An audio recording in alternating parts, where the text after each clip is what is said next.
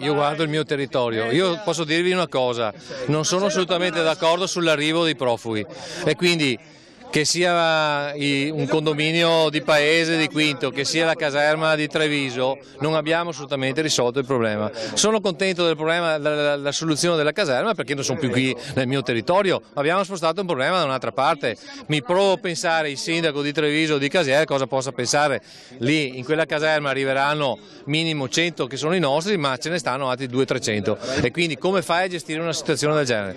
L'unica soluzione è bloccare il mar Mediterraneo. Non c'è niente da fare, altrimenti i flussi continueranno ad arrivare e questi problemi continueranno a riproporsi. Il prefetto ha fatto semplicemente, per quanto riguarda Paese Quinto, una scelta scellerata.